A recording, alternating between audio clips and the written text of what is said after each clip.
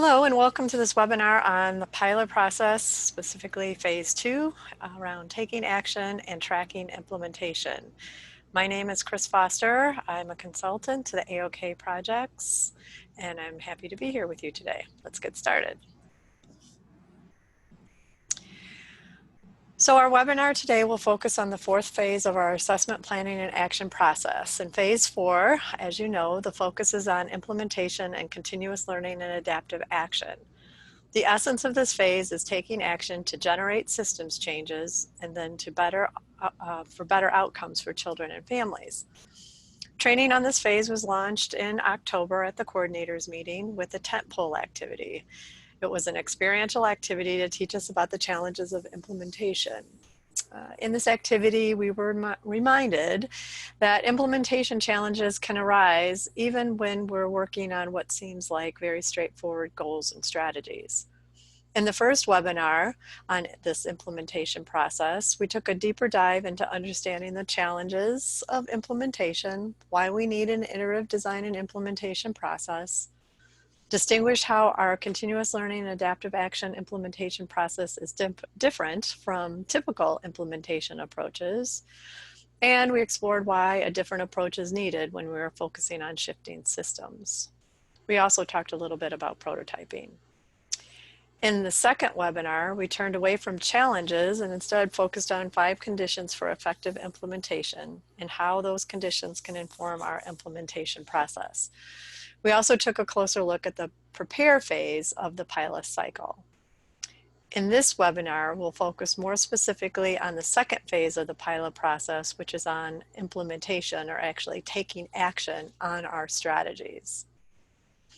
So more specifically, our objectives for today are to first, we'll just do a very quick, brief review of core continuous learning and adaptive action concepts. We're going to clarify what strategy implementation or action can look like across the different PILA cycles. We'll understand the critical role of small wins in both successful stakeholder engagement and strategy implementation. And we'll learn ways to gather and track rapid feedback on your implementation efforts. Again, I just want to call your attention to the reflection questions that go along with this webinar. Those are in the box, and so you may want to have those handy as you listen to this webinar and either pause to respond to the questions as we go or do that at the end of the webinar. Okay, so let's just do a quick review. There are 3 big ideas I want you to embed in your thinking when it comes to this continuous learning and adaptive action and the PILA cycles. And a hint, there is a question on your reflection questions about this. So here we go. So the first big idea is that when we talk about implementation with AOK, that refers to our process of continuous learning adaptive action. So if we say implementation, we're referring to a process of continuous learning adaptive action and vice versa. The second big idea is that this approach emphasizes tracking the status and effectiveness or the impact of our implementation as we are implementing. So in this way, assessment, learning, and adapting is a continuous process rather than something we just do at the end of all of our implementation efforts. And then the third big idea is that this continuous learning and adaptive action process is conducted through a series of PILA cycles, each of which are mini continuous learning and adaptive action processes. So when we talk about continuous learning and adaptive action, it's both within each PILA cycle as well as across all cycles for a given strategy or set of strategy. So again, just briefly, the first big idea is that implementation means the same thing as our process of continuous learning and adaptive action. The second idea is that in this approach of continuous learning and adaptive action, the emphasis is on tracking the status and effectiveness or the impact of our implementation as we are implementing. So in this way, that assessment, the learning, and adapting is a continuous process rather than something we just do at the end of all of our implementation efforts. And 3, this continuous learning adaptive action process is conducted through a series of PILA cycles, like you see here on the screen. Each of these cycles are really mini continuous learning adaptive action processes. So when we talk about continuous learning adaptive action, it's both within what we're doing with any one cycle, but it's also what we're doing across all the cycles that we mean by continuous learning adaptive action. So let's then just review very briefly the 4 core phases of a PILA process cycle. So as you know, it starts out with prepare, and this is where we really kind of get ready to implement. So while you've spent a lot of time designing your strategies, there still may be some extra work that needs to be done to really be ready to bridge the gap between the strategy design and actually executing those strategies. Then the next phase is to implement, right? So this is really, when we say implement, it's really about taking action on our strategies. So here we initiate the strategy, and we also have to think about how we're going to support effective implementation, because we know that the strategy in and of itself won't get the job done. We also have to make sure that we're effectively implementing and carrying out that strategy for it to be effective. The third phase is learn, and this is where we take time out after we've taken action on our strategies to understand what worked and what didn't, so that we can then identify in the fourth phase what may need to be adapted. And when we say adapted, that's just shorthand for, so what worked that we want to continue to expand, what didn't work that perhaps we need to modify the strategy in some way.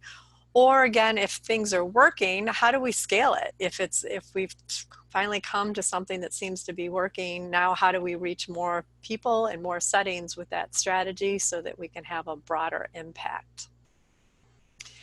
Then in the last webinar, we took a little time to kind of dig down deeper into what prepare might look like. And we talked about a variety of things, everything from engaging stakeholders. This could be for purposes of getting new input or additional input, building awareness and buy-in for the strategy. We also talked about how we may need to develop materials or processes or even evaluation methods in order to be ready to start to implement.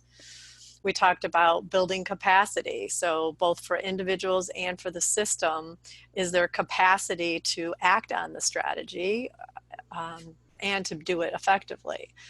And then finally, we also talked about, attending to the implementation conditions. And that is to make sure that we are not only implementing our strategies well, but that we're actually attending to those factors that really make a difference in terms of our implementation. So let's look at those 5 implementation conditions again. So as I just said, implementation conditions refer to those kind of critical factors that influence the success of our strategies and implementation.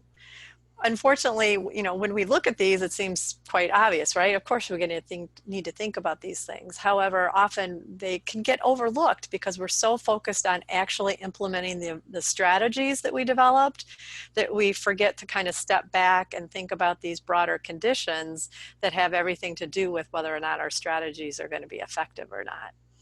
So again, those 5 implementation conditions are starting with adoption, which has to do with stakeholders agreeing and supporting the initiative or the strategy.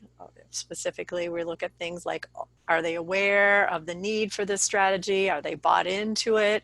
Do they have the capacity to act on it? Another condition has to do with use, and use has to do with is the strategy being put in place effectively? And so this is everything from that initial, is it actually happening, to is it happening effectively? And then are those that have learned or putting the strategy in place, are they continuing to put it in place?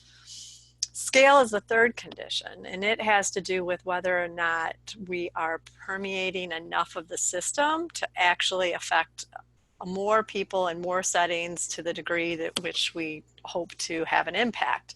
And so when we talk about scale, we're thinking about kind of horizontal and vertical integration into the system.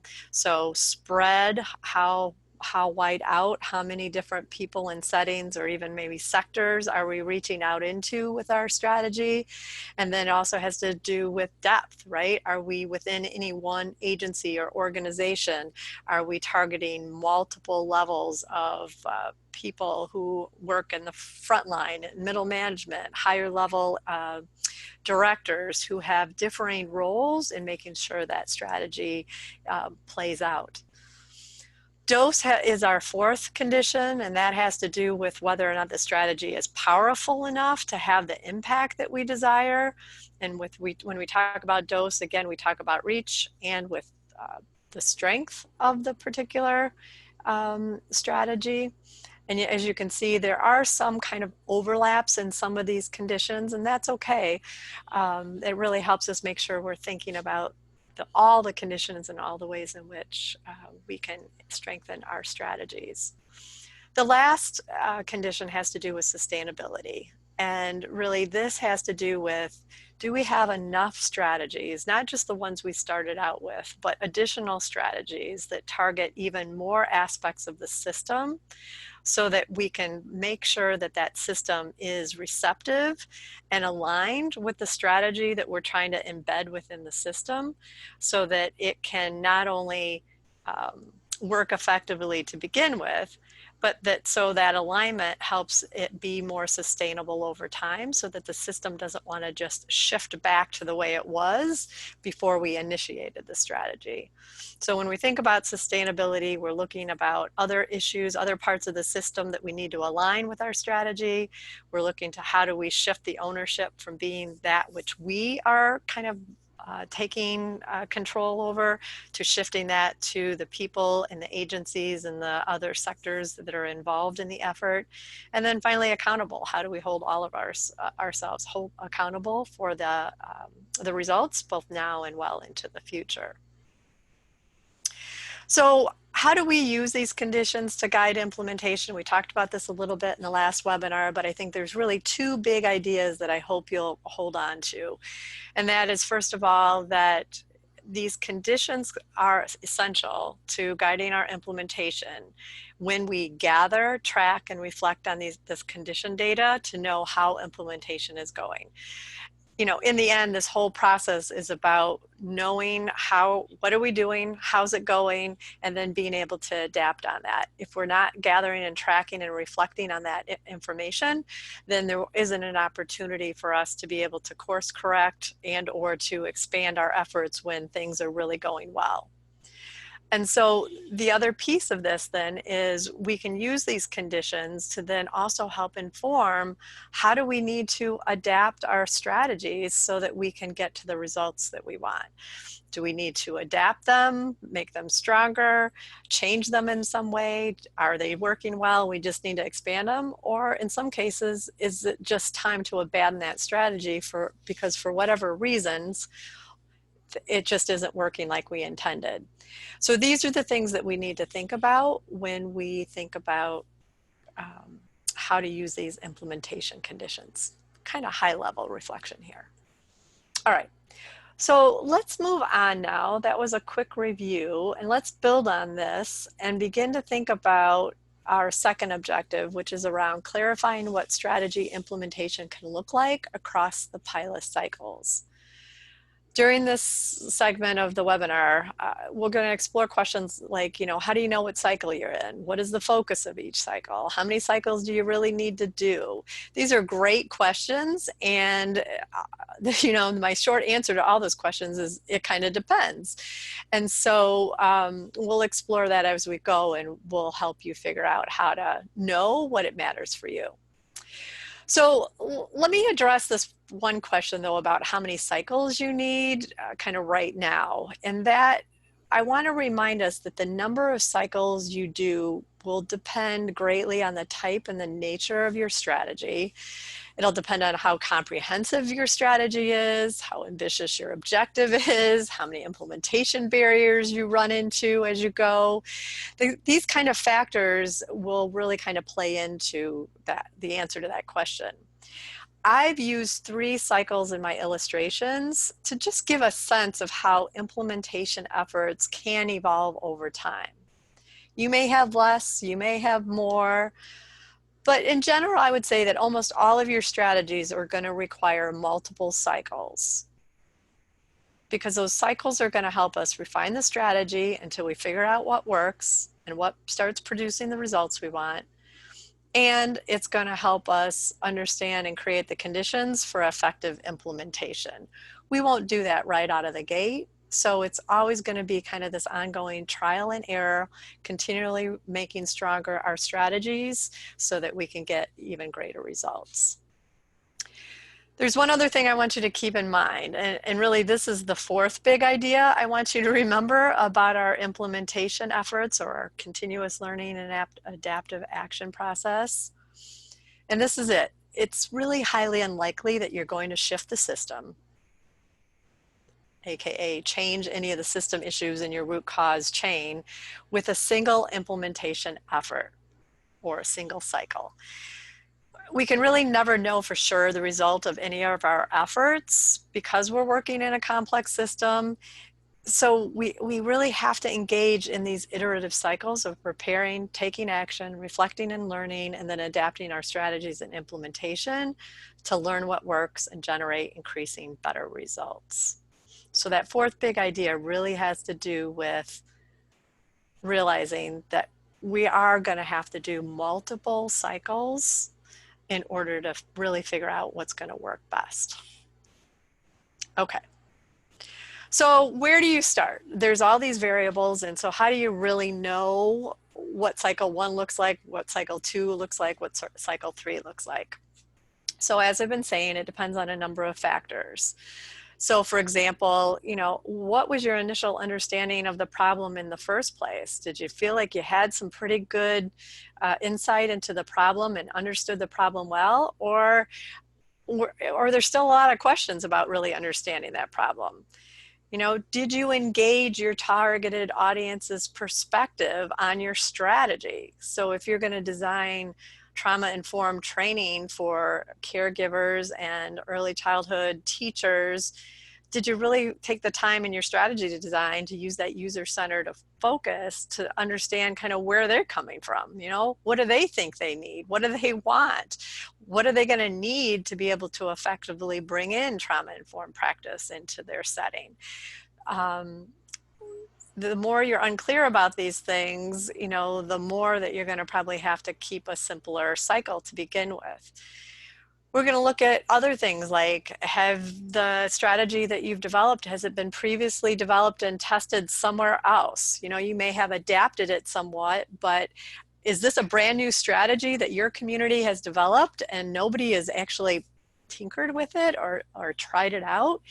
That's a lot different starting point than if someone has already worked on this strategy and had found results and now you're just adapting it to work in your community.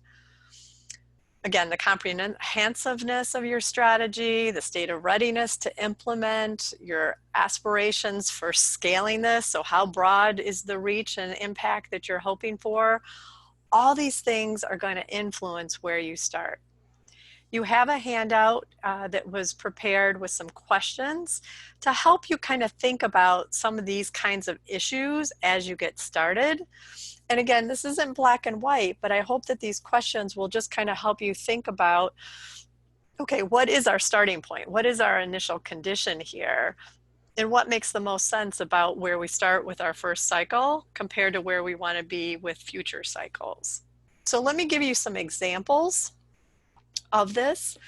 And again, I'm going to use this trauma-informed training strategy example that we used in the last webinar.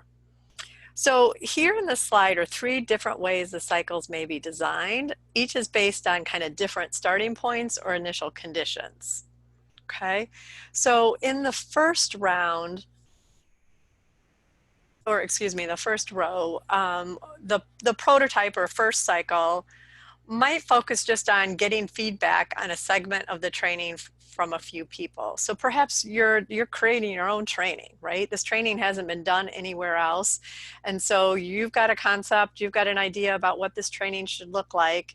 And so before you go full-fledged forward with designing the full training and then trying to go out and pilot it, you're going to maybe take a segment of that training, some of the few core concepts, and you're going to just go out and talk to a few people and say, does this make sense? Does it resonate? Does this feel like this fits with what you're seeing in your settings? You're going to just take a little piece of it.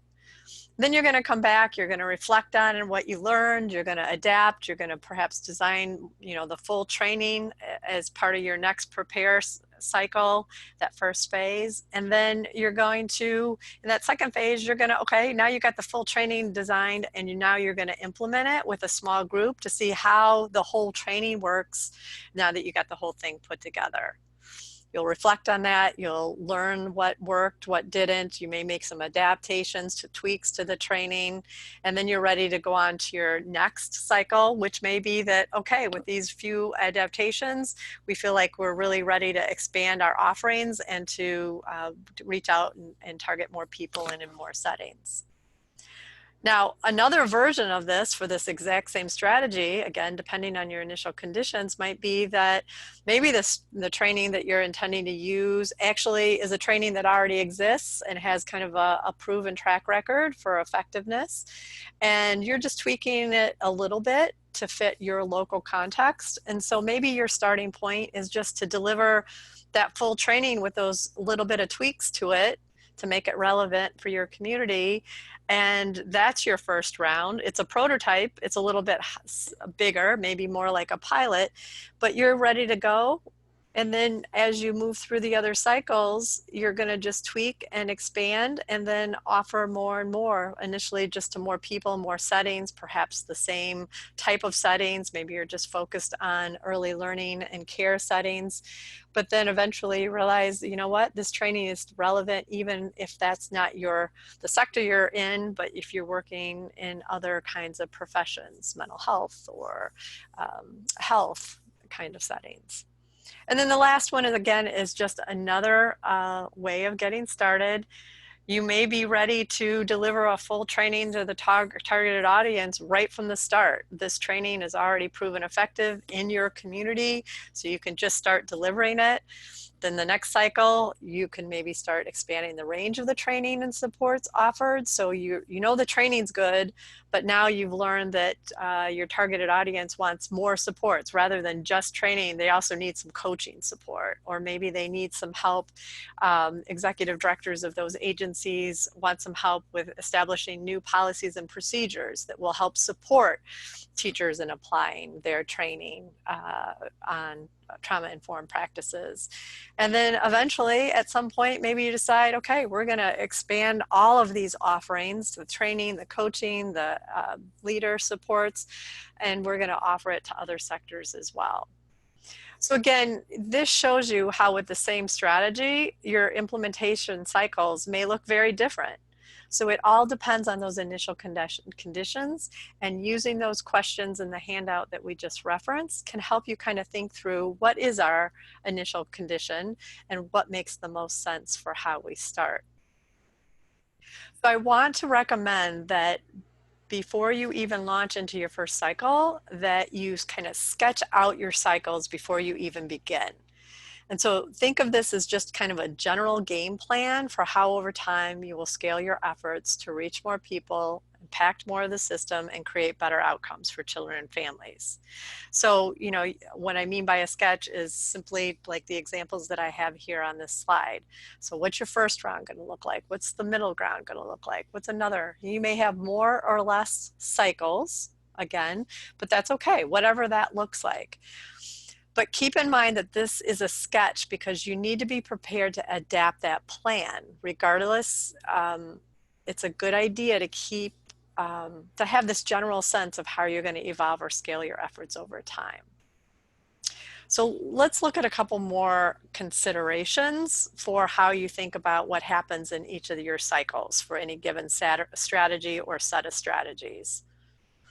So again, what I just said, I just want to emphasize it again, that what you learn as you implement is another consideration when designing the next cycle. So after each round of implementation efforts, it's critical that you take time to reflect, learn, and identify how your strategy and/or your implementation may need to be adapted. This is what informs future cycles. During the reflection phase, you'll want to intentionally think about how to either modify if it isn't working as intended or to expand it if it is. So using our training example on trauma-informed practice, let's say you prototyped part of a curriculum you hope to use with a few adaptations. After this prototype cycle, you hope to be ready to finalize the training and start offering the full training in the next PILA cycle. But maybe you learned that the curriculum wasn't really what teachers or caregivers need. Maybe the content was a little off. Maybe they felt that other agency policies and procedures would have to change before they could begin to use the new trauma-informed practices that they would learn. Given this, the next cycle may need to be more about revamping the training and or developing and introducing these additional supports, for example, for leaders of those agencies around changing policies and procedures. So keep in mind that the initial cycle design we talked about is only a sketch. It's a general plan for how you intend to scale as you learn what is and isn't working. How your cycle will actually evolve will be dependent upon how your implementation goes and what you learn as you implement. At the March training, we'll learn and practice a simple reflection model that can be easily applied to any cycle and be used to reflect on just about anything. So stay tuned. We'll learn more about how you can actually use that learn phase of the PILA cycle to really get clear on what needs to adapt or be adapted and how to proceed with your next cycle. Okay. So here's another consideration, and that's the current status of your consideration or of your implementation conditions, right? So for example, do we have stakeholder buy-in? That's going to make a big difference on what you might do next. How is it going? Are teachers and caregivers using the practices? What additional supports are needed to adopt that practice? How many teachers and caregivers have we reached so far? How many more do we want to reach? What do we know about what difference these practices are making for teachers and caregivers and for children? We certainly don't want to continue to expand this offering if we don't even know if the offering is working, right? We may also need to be thinking at, what degree are agency leaders taking ownership for trauma-informed practices within their agencies. If we're training all these caregivers and teachers to use these practices, but then they're not getting support within their settings to use them, it's not likely over time that this is going to stick. So as you reflect on questions like these, you're going to want to consider what it means for, okay, how do we need to adapt or expand the strategy in the next cycle? And what, if any, data do we need to collect to better understand these implementation conditions? So one way you can look at, trying to get this data is that you can actually integrate it with your next PILA cycle. Kind of think about it as another layer that happens as you implement your core strategies. So here's how it could look, for example. During the prepare phase, you want to decide which of the conditions are important to focus on at this time. Perhaps you'll want to collect some data on the conditions during this round of implementation. So you'll want to decide which conditions, what data, and how you'll collect that data as you prepare. This can be really simple. Using our training on trauma-informed practices example, maybe we want to gather perspectives on adoption during the initial prototype. How aware are they of the need for trauma-informed practices in our community? Are they bought into the idea of changing their own practice?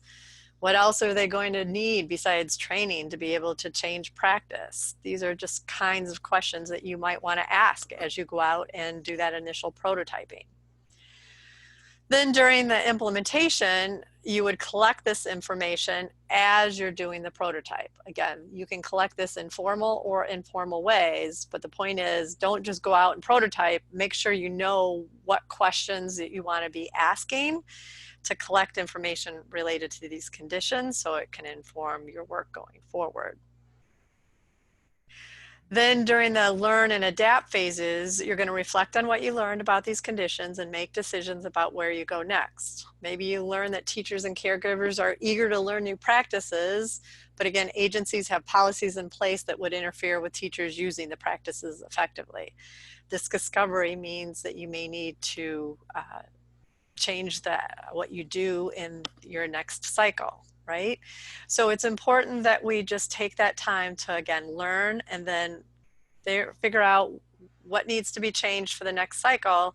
Then as we start the next cycle, we're back to kind of preparing. Okay, so let's prepare to be ready to make those changes as we go out and take action on this next round of implementation.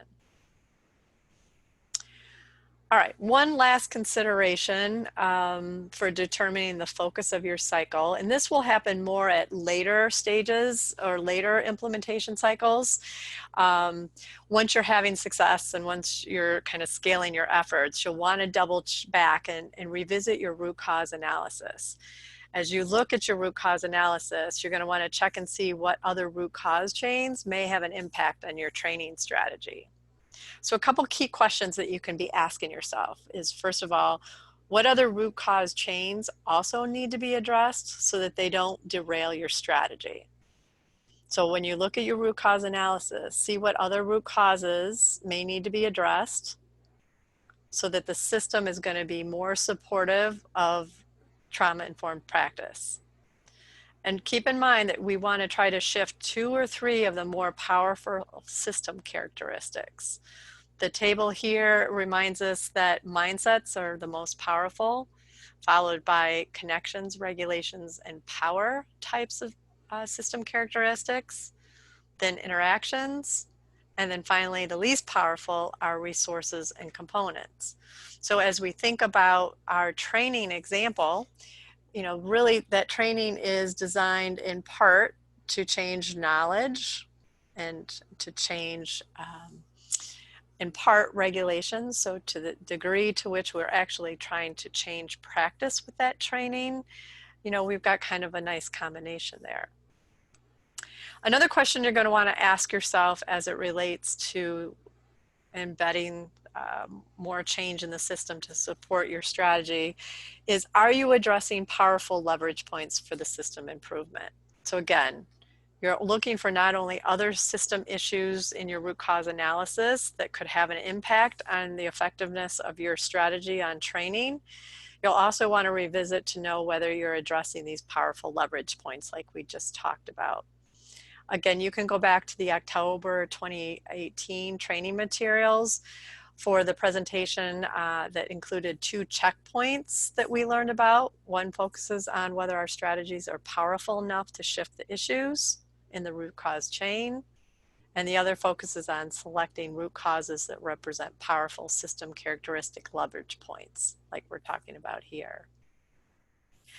The third question you're going to want to ask yourself is, will our current efforts permanently shift the system? So just like we looked at this issue in the strategy design process, we don't let go of this question. This is a question that we continue to ask ourselves and think about. So how can we enhance our strategy so we're getting that permanent shift? So with this, we have to ask ourselves whether or not our current efforts are permanently shifting the way teachers and caregivers are trained in the future. So how might the training strategy be permanently embedded? For example, rather than training being provided through efforts of the AOK network and their partners, how about working with local community colleges to embed this type of training into the early education teacher preparation curriculum? That way, if you're heading towards working in this field, you will get that grounding in trauma-informed practices as part of your regular education. Of course, this is also a good time to reflect on the dose of your strategy and to what degree children and families are benefiting, as another way to know whether or not you're actually making a difference with these strategies. So that's a lot to consider. So let me just kind of summarize what we've been talking about here so far. So as you think about your implementation cycles and what the focus is of each of those cycles and kind of how are you going to kind of design this over time, here's some big ideas to kind of inform that. One is, again, consider your initial conditions. That handout that I provided will give you some questions to consider to kind of help you think about kind of what your starting point is. I then recommend that you kind of sketch out, again, a basic cycle plan. What's the first cycle look like, the second cycle, the third cycle. So as you begin to prototype, then implement more fully, and then to expand or scale your implementation, kind of what's that going to look like over time. And then remember, though, that that's only a sketch. You're going to need to, as you go through each PILA cycle, you're going to have to remember to pause and reflect on what you're learning from that implementation cycle and figure out how you want to adapt. And also, what do you know about the current status of your implementation conditions?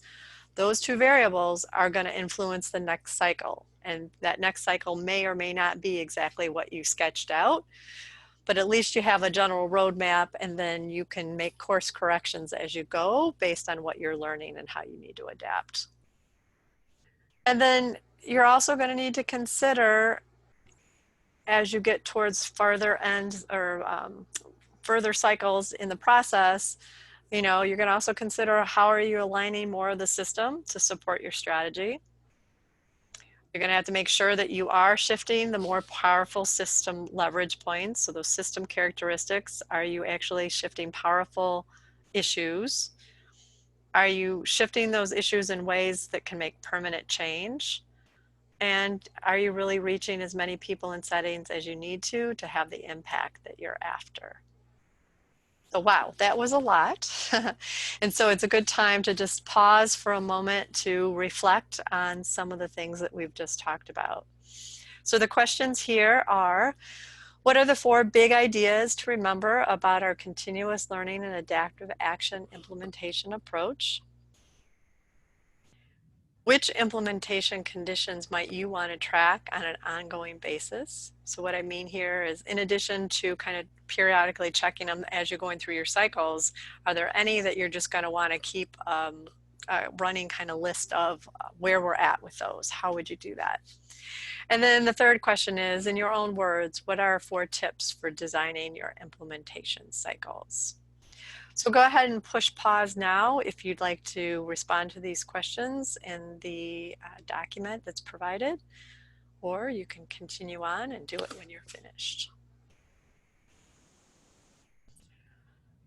Okay, so before we turn our focus to tracking implementation, which is our 4th objective for this webinar, we want to first take a few minutes to focus on our 3rd objective, which is around small wins.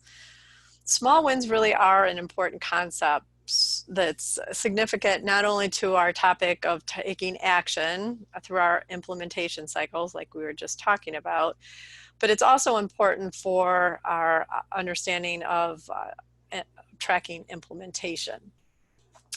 So let's just start by defining what a small win is. This particular definition comes from Charles Duhigg. He's the author of The Power of Habit. While this is focused more on kind of personal small wins, the concept still applies to both organizational settings as well as collaborative or community-based efforts. So a small win refers to modest behavior changes that can set off a chain reaction to more and better changes. Small wins fuel transformative changes by leveraging tiny advantages into patterns that convince people that bigger achievements are within reach. So as we think about this, let's think about the relevance of this to our work. Our work is really focused on changing very significant system issues, big access issues or coordination issues. Even when we start to break those issues down into more kind of specific access issues or specific coordination issues, they still can feel like we're trying to move mountains. They can feel like really big issues. So how do we begin to break those big system issues down into smaller and smaller pieces and realize that every little effort that we take that moves us in the direction of creating those desired changes is and should be considered a small win. And this is important because without seeing our progress on even a small scale, people, as we all know, we can all get discouraged, lose motivation, lose our focus, and just feel like it's not something that we can actually have an influence on. But by breaking down these big, what seem like mountains that we're trying to move and breaking them down into little pieces, we can actually be much more effective, both in engaging stakeholders as well as implementing well. So another piece of this that I just wanted to share briefly is this idea of how small wins and the progress principle relate. I love this quote by Therese and Stephen, who have written about the power of small wins for Harvard Business Review. In that article, they say, of all the things that can boost emotions, motivation, and perceptions during a workday, the single most important is making progress in meaningful work. And the more frequently people experience that sense of progress, the more likely they are to be creatively productive in the long run. Whether they are trying to solve a major scientific mystery or simply produce a high-quality product or service, everyday progress, even a small win, can make all the difference in how we feel and how we perform. And so while their work really focuses on the workplace, it's totally transferable to our collaborative efforts. And just think about that for a minute. Why is it that this idea of a progress principle, how does that relate to the work we do on a collaborative basis in our communities? Well, let's explore this a little bit. First, we have to realize that taking action is all about small wins. Every action we take is a small win. And so we can know how challenging it can be with stakeholders feeling like all we're doing is talking and we're not getting anything done. That we fail to realize that all the efforts that we put forth are actually small wins towards getting the results that we want. And we're going to break this down in the next slide. But the first thing we have to remember is that as far as the progress principle is concerned, every action that we take, as long as it's in the direction that we want to go, that's a small win, and that small win means we are making progress. So we are making progress when we have kind of ongoing, targeted small wins over time. And this is helpful because it encourages stakeholders to be engaged, right? They see things are happening, so they want to be engaged, they stay engaged.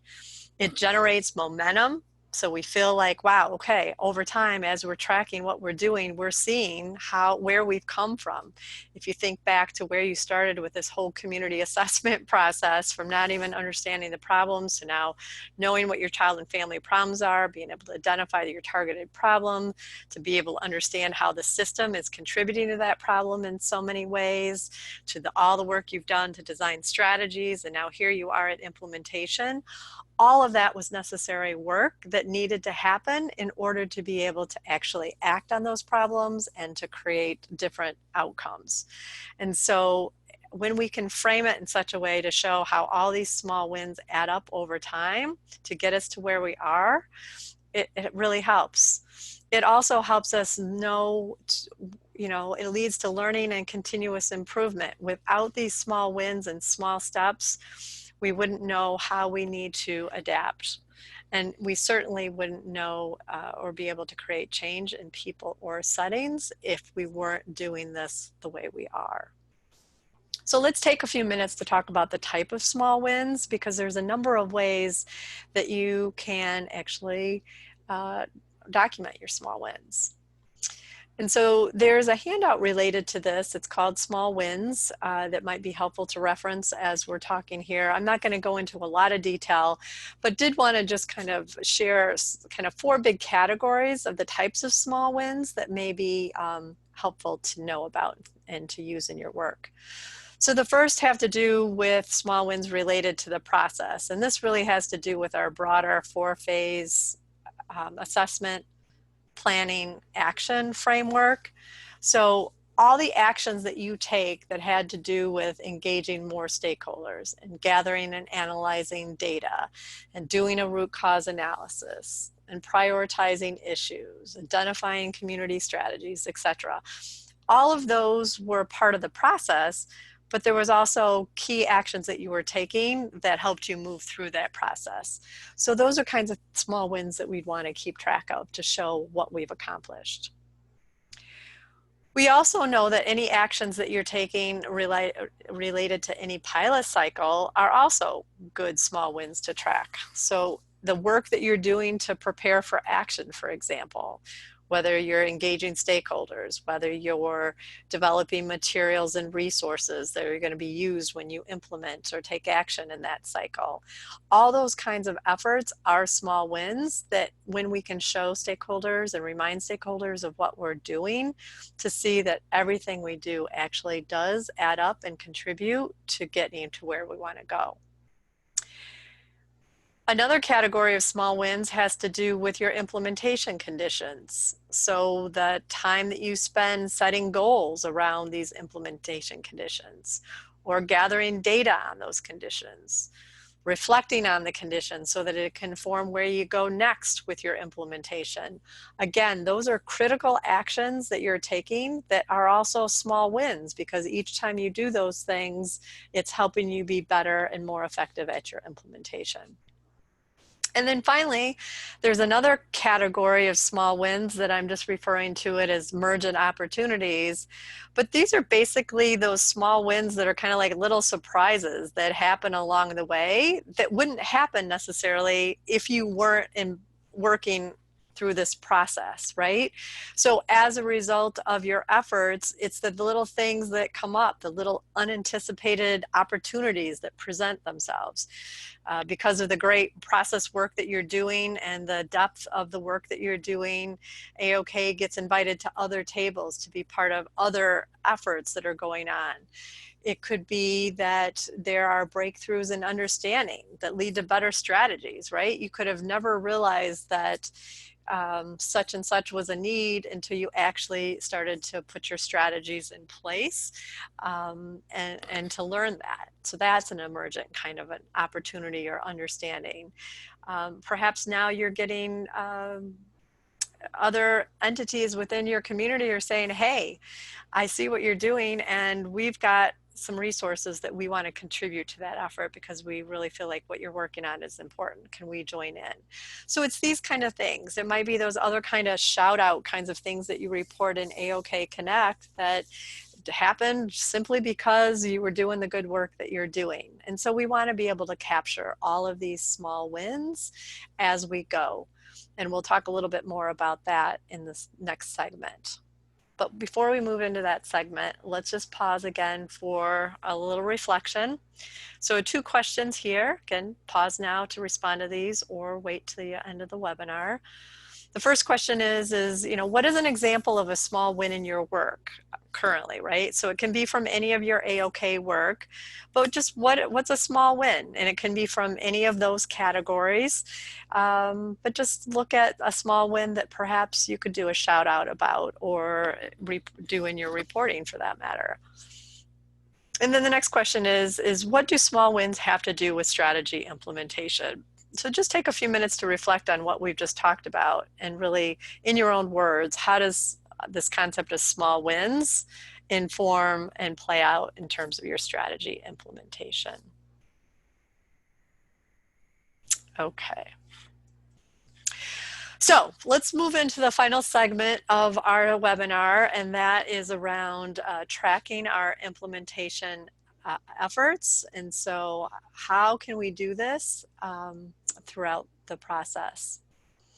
So I think the first question really needs to be is, why do we track, right? Hopefully you're already getting a sense of this from what we've talked about so far, but I think we can kind of boil it down into three things, right? We need to track our efforts, first of all, to know if we're heading in the right direction, right? We know what our direction is. We know what the system, or excuse me, the system outcomes that we're trying to shift, right?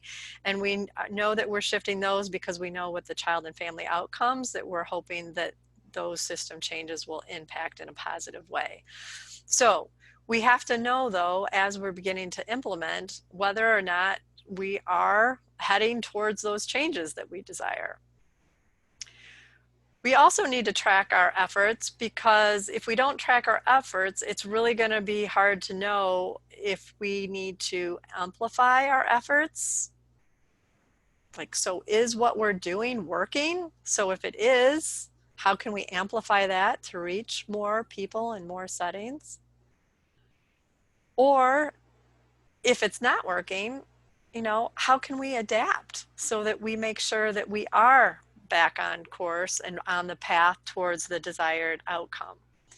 So these three big ideas can really ground us in thinking about what we need to do as we track our efforts. So let's turn that into some questions. So some key questions that can guide our tracking efforts. First of all, we should be continually asking ourselves, are we moving in the desired direction? Are we shifting those issues in our root cause chain? Is that then helping us to impact our specific system issue, which we've turned into an objective in our program plan? Is that then in turn influencing how children and families are faring? We also need to be asking ourselves, and this is baked right into our PILA process, but what is the current status of our efforts? So what are we doing currently? What are we learning about what is working and what is not? What do we know about why this is happening? And then how are we adapting? Meaning, how are we moving forward? Are we modifying? Are we abandoning? Are we expanding? What's it look like? Another question is how can we support effective implementation? So we've got this great stuff happening, but what else do we need to be doing as the coordinator, as a work group, as a network? What else do we need to do to make sure our strategies are effectively working within the system? And then finally, how will we communicate our progress? Again, we know that small wins are important to keep the momentum going, keeping people engaged, keeping us on track. So how are we going to communicate that progress to make sure that everyone is aware of what we're up to?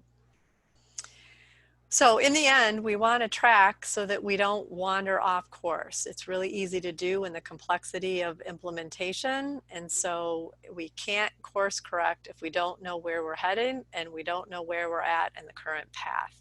So these questions should be the questions we always keep in our back pocket for thinking about kind of where are we at and where do we go next. So for the rest of today, I want to introduce 3 tools that are available to you to help you with this tracking effort. There is a meeting agenda, some meeting minutes that go along with that, and then a tracking implementation form. All 3 of these tools are highly interrelated. They connect well with one another. So this is kind of a system of tools that help you design your meetings, record your meetings, and also kind of track your implementation effort, which then can again come back and inform the next meeting. So let's go ahead and take a look at each of these one at a time. So the meeting agenda, which we'll look at in just a moment, creates a specific agenda template, probably to be used by your work groups, but you may use it with your full network. This meeting agenda might be used for just a portion of your agenda that pertains to your child and family initiative. Over time, you may want to use it for your entire agenda depending on your initiatives. But primarily we think it'll be helpful for your work group meetings where you're specifically focused on doing a deeper dive on your child and family initiative. This meeting agenda we hope will help keep work group members and others focused on the issues that they're trying to address with their strategies. That'll make more sense in a moment. And in a way, it provides like a North Star as your group embarks on implementation, because it helps us stay focused on our targeted problem, our child and family outcomes, our system outcomes, our objectives, and our approaches, and how it all ties together. And then the meeting minutes are basically built off the same template. It's very coordinated, and it can help us then bridge between what we talk about in the meeting and how we're tracking our implementation. So let's look at the meeting agenda template. Again, the point here is that we're keeping our focus on the child and family system changes we intend to shift.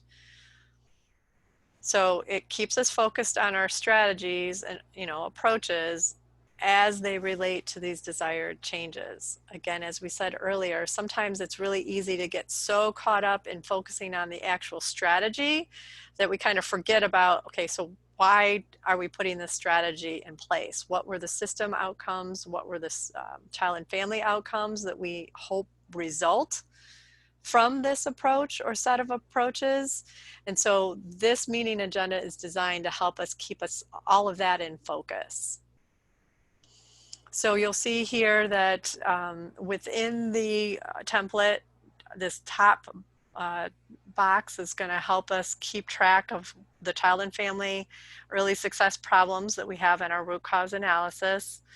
The system outcome area, that's what's in dark green on your root cause analysis. That has to do with issues like whether it's access or coordination or parents as partners. It's kind of the high level system issue.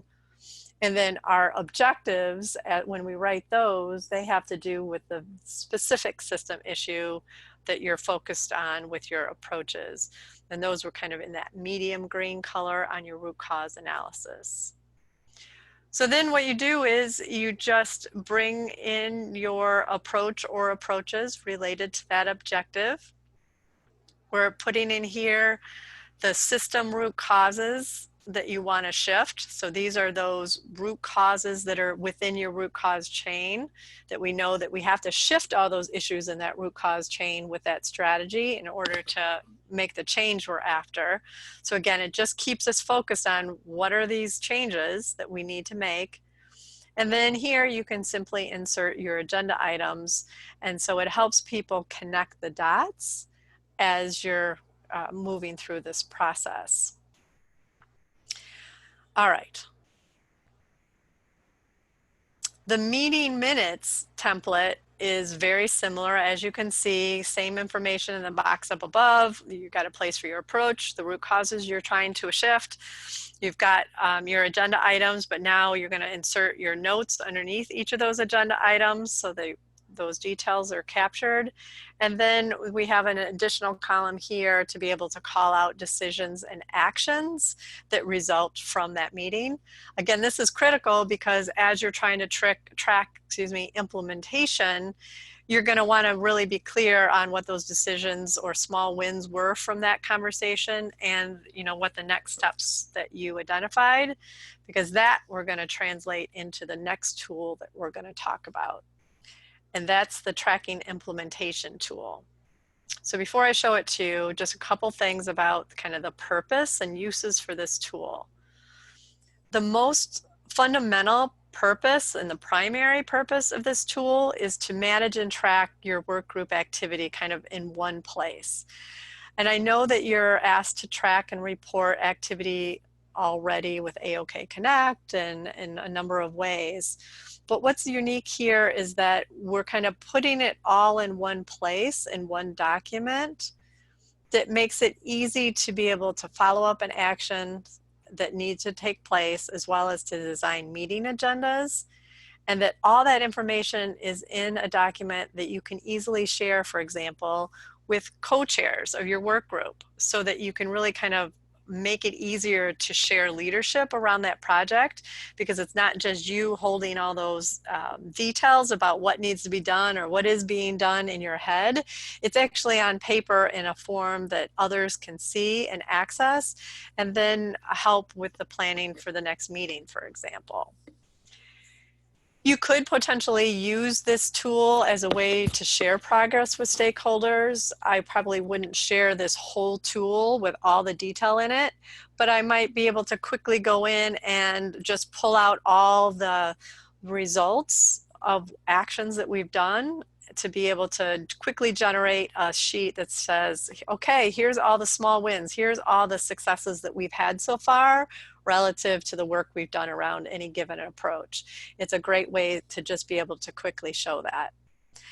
The other, I think, value that this tool can provide is that it's going to help record all the effort around a given approach into one place, so that it'll be easier for you to provide an update to your supervisors, to Anna Maria. When you're doing coaching calls with me, we can look at this and really kind of see where we're at. So maybe some of these approaches, or excuse me, purposes, will make more sense when we get into it. So let's just jump in. So again, you'll see here that at the top of this tool is the same information that was on your meeting agenda and your meeting minutes. Again, we always want to keep in sight the targets that we're after. What's the changes we're trying to create? So that as we move into action on our strategies, we're always reflecting, is it targeted? Is it on track for where we want to go? So that's exactly the same information. Now, the rest of the document or the tool is actually focused on giving you a way to lay out what actually happens with each iterative cycle that you go through. So whatever your cycle 1 looks like, whatever cycle 2 looks like, whatever cycle 3 looks like, there's a way here to actually record kind of what gets done, what the next steps are, and what the results are. And you can do that as you move through each of the phases of the PILA cycle. So you'll see here, there's a place in cycle 1 to note what you did, what you're going to do, and what the results were on your prepare phase, on your implementation phase, on your learn phase, and as your adapt phase. So what this is designed to do is really kind of help support you to remember that for each cycle, okay, what do you got to do to prepare? What do you got to do to implement? What do you got to do to take time to reflect and learn about what's working and what's not? And then, okay, what are we going to need to change before we move into the next cycle so that we continue to move towards our targets for change? So really, it's quite simple. You can put as much detail or keep this as simple as you want. Make this work for you. But you would record any of the actions that get initiated. So what are you getting started with? Sometimes we initiate an action, but there's going to require some next steps or some follow through or follow up that's going to happen. So you can easily record that in the second column. Once those actions are complete, you can easily just kind of check it off. And you can even check off whether or not you've recorded it into AOK Connect yet. So it kind of just helps you keep track of what's for your reporting. But it also helps you see at a glance what's done and what still needs to be done. And then this is just a quick little way to then summarize what were the results of taking those actions. Again, these are going to be often small wins of some sort. They also may be a measurable change output or outcome that you put into your program plan for this particular approach. It could be one of those kind of emergent opportunities, a shout out of some kind of something that happened that you couldn't have predicted, but needless to say, because you've embarked on this, it did. So you want to remember to capture those things. I'm quite sure that many of you have really good things that happen that unless you have a way to kind of jot them down or a process to record those right away, that you may not be reporting on them. And we want you to have credit for all the great work that you're doing. So in the end, we really hope that this tool can help you keep track of your PILA cycle. So what's happening, what needs to be done, what's complete, what's been reported, and then what are the small wins, outputs, outcomes, and other kind of shout outs that resulted. And so we're not requiring that you use this particular tool, but we are requiring that you have some kind of way to keep track of these aspects of your implementation process. Because in the end, if you don't have a way to track your implementation with some level of detail, it's not nearly as likely that you're going to be effective with your strategies, because if you don't track it, if you don't reflect on it, it's very difficult then to actually adapt the strategies to make them more powerful or more effective as you go through the cycles. All right. So let's sum up, and then we'll look at the questions for your final reflection. So today we learned 4 big ideas regarding our continuous learning and adaptive action process. We also learned 4 tips for designing your implementation cycles. So how do you really kind of think about how many cycles you're going to need, what those cycles are going to look like over time. But we also realized that we have to reflect, and we have to on what worked and what didn't each cycle, because that may actually change what we initially sketched out to be our next cycles. We also talked briefly about the critical role of small wins as it relates to both taking action and tracking progress. And then the importance of tracking, key questions to guide our tracking efforts, and the 3 implementation tracking tools that can help you do that well. So for our final reflection, I offer these 3 questions. The first is, from your own experience, why is it critical to track implementation? What happens if you do not track implementation? Next, what can help you remember the 4 guiding questions for tracking implementation? So those questions can be powerful, but if we don't remember to ask ourselves them and ask them with our work group and others, they're not very powerful. And then finally, how might you use and or adapt any of the 3 implementation tracking tools to better support implementation in your community? So with that, I thank you for your time. I hope that this webinar has been helpful, and we'll build on all of this at the March coordinators meeting. Thank you for your time.